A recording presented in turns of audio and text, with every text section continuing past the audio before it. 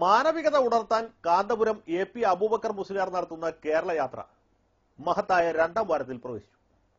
ചെല്ലുന്നിടത്തൊക്കെ വമ്പിച്ച ആൾക്കൂട്ടമാണ്. റിസാല വാരികയുടെ പുതിയ ലക്കം കേരള യാത്ര പ്രമാണിച്ച് പ്രത്യേക പതിപ്പാണ്. കാന്തപുരവുമായി എ.കെ. അബ്ദുൾ മജീദ് നടത്തിയ സുദീർഘമായ അഭിമുഖ സംഭാഷണം.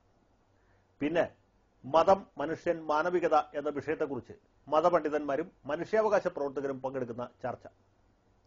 മാനവികത ഉണർത്താൻ വേണ്ടി കാന്തപുരം ഉറക്കമിളക്കുമ്പോൾ കേരള യാത്രയെ തകർക്കാൻ വേണ്ടി അശ്രാന്ത പരിശ്രമം നടത്തുകയാണ് കുലംകുത്തികൾ. വഹാബികളെക്കാളും മൗദൂദികളെക്കാളും ആവേശത്തോടെ കേരള യാത്രയെ എതിർക്കുന്നത് ചേളാരി സമസ്തക്കാരാണ്. SKSSF വിമോചന യാത്ര നടത്തുന്നു.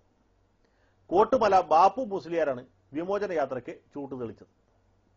കോട്ടുമലയും ചെറുശ്ശേരിയും ചേളാരിയിലുള്ള ബാക്കി സകല മുസ്ലിയാക്കന്മാരും കൂടി ചൂട്ട് കത്തിച്ചാലും കാന്തപുരത്തിന്റെ രോമം കരിയില്ല. മുസ്ലിം ലീഗിലെ മൂരാച്ചികളും കേരള യാത്രയെ എതിർക്കുകയാണ്.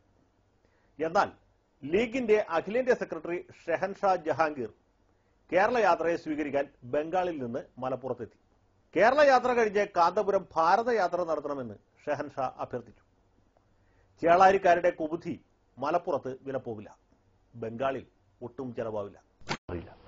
തീവ്രവാദത്തെ ചൊല്ലിയുള്ള ചർച്ചകൾ പൊടി പറവേ മാനവികത ഉണർത്താൻ വേണ്ടി കാന്തപുരം എ.പി. അബൂബക്കർ മുസ്ലിയാർ നടത്തിയ കേരള യാത്ര തിരുവനന്തപുരത്ത് സമാപിച്ചു.